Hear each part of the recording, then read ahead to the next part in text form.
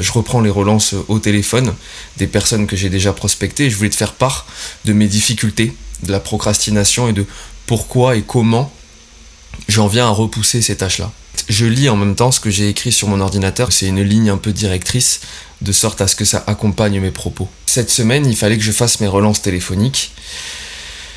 J'avais beaucoup d'énergie, je me sentais prêt dans l'anticipation de ce que j'allais faire, dans la visualisation de la personne que j'allais être pendant ces relances. J'avais mon discours même qui était prêt, l'impression d'être aligné. Dans ma tête, tout était fluide. J'étais déjà en train de gagner, tu vois. Et le jour J, avant même de composer le numéro, le premier que je dois appeler, tout était préparé sur mon CRM. Il y a quelque chose qui change, et ce qui change, c'est l'état dans lequel je me sens. Je commence à avoir de la tension dans le corps, je commence à avoir des pensées qui s'immiscent dans mon esprit, qui ne tendent jamais vers le positif, tu vois. Ça tend direct vers le négatif de « je vais les appeler, je vais déranger, il va y avoir un problème, le gars en fait il en a marre, il s'est déjà fait relancer peut-être 3-4 fois » et j'essaie de chercher comme ça des arguments.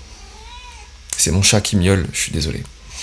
Chut, casse pas les couilles, je suis en train d'enregistrer, Minette. C'est pas spectaculaire, c'est discret et c'est systématique, ok ? Et ça, il faut bien que je l'enregistre. Parce que c'est là où le chaos essaie de s'immiscer et c'est ce chaos-là que tu veux contrôler. Ce chaos de fuite, ce chaos qui n'a rien de bon et qui ne te construit pas.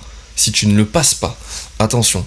Parce que si tu arrives à passer cette étape, qui est une sorte de test finalement de ton corps et de ton esprit, là tu vas grandir. Et c'est ça qu'on veut faire. Sans être une panique, il a donc pris une forme plus intelligente, ce chaos, et c'est une forme de justification, d'optimisation, de réorganisation inutile.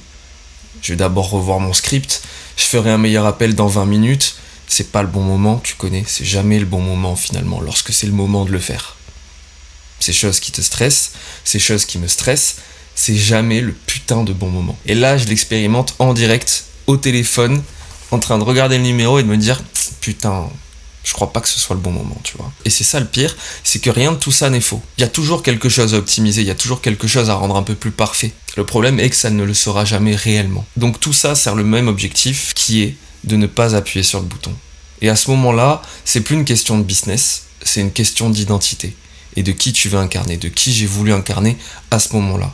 Soit j'incarne celui qui repousse tout, soit j'incarne celui qui se jette dans la fosse au lion et qui peut-être va en devenir un à force de côtoyer ces animaux, à force de côtoyer ce sentiment de je passe au-dessus. Qu'est-ce que j'ai fait à ce moment-là pour pouvoir passer à l'action ? Je sais que mon esprit et ce stress-là, ça va complètement me paralyser. Les discours de motivation, le fait de me forcer en me disant tu peux le faire, personnellement ne m'aide pas. Donc j'ai fait autre chose, j'ai écrit sur une feuille, noir sur blanc, ce qui va réellement se passer si j'appelle. Le pire scénario concret et ce qui n'arrivera pas. J'ai juste fait de la clarification. Et ensuite, j'ai récité mon script à voix haute, sans enjeu. Et j'ai appuyé sur le bouton d'appel. Par contre, j'ai toujours eu ce petit stress, tu vois, de ah, vas-y, j'appuie. J'ai pas envie, mais j'appuie parce que j'avais la vision claire. Je savais finalement qu'il allait rien se passer. Et ce qui m'a donné envie de le faire, c'est de me dire, tu sais quoi, j'en ai rien à foutre. De toute façon, il va rien faire, il va rien se passer. Au pire, il va me dire, au pire du pire, je vais me prendre une énorme insulte, ce qui m'est déjà arrivé, mais c'était même pas pour de la relance. Et puis, écoute, je supprimerai le numéro sur mon ordinateur, mais il ne va rien se passer. Je suis dans ma chambre. Ça va. Je l'ai écrit. Et j'ai appelé. Ce qui s'est passé, c'est que j'ai pu décrocher un rendez-vous. J'étais trop fier de moi. Et je me suis senti bien. Je me suis senti aligné. Et c'est pour ça que tu te sens bien quand tu passes une action que tu ne voulais pas accomplir. Tu te sens aligné. Avec une identité qui est profonde. C'est ça l'accomplissement. Et je trouve ça magnifique. Je veux que ça t'arrive. Et c'est ce qui est en train de m'arriver. Et encore, pas tout le temps. Il y a des fois, je procrastine. Je suis pas parfait. Mais ça m'a aidé de retranscrire ça à l'écrit. Et de me dire, ça va bien se passer. La leçon transférable que je peux te donner et que je peux te transférer, que je peux te partager, c'est que ce que j'ai observé est simple. La peur, elle vient pas forcément de l'action. Elle vient du flou dans le réel et de ce que l'action peut rendre réel, ce qu'elle peut potentiellement rendre réel. D'où l'importance de conscientiser ce qui va se passer dans le pire des scénarios. Ça n'a pas enlevé l'adrénaline, ça a juste enlevé la peur qui me bloquait. Et c'est le but, enlever la peur qui te bloque. Pour ensuite expérimenter l'un des cas auxquels tu as pensé, et souvent tu verras que le cas auquel tu penses n'arrive pas, et que par contre, c'est souvent le cas de la réussite, quelque chose de beaucoup plus agréable auquel tu goûtes. Mais ne t'inquiète pas, il y aura ces moments aussi désagréables, mais ce sera juste le cas d'être désagréable. Rien de plus finalement. Donc tant que tu n'agis pas, tu peux croire que tu seras bon. On revient à ce que je t'ai dit dans l'épisode précédent. Tu peux croire que tu seras bon, tu peux préserver une version idéalisée de toi, tu restes indéfini finalement. Et l'inaction protège une image. L'action la détruit ou la confirme. Dans les deux cas, tu es gagnant.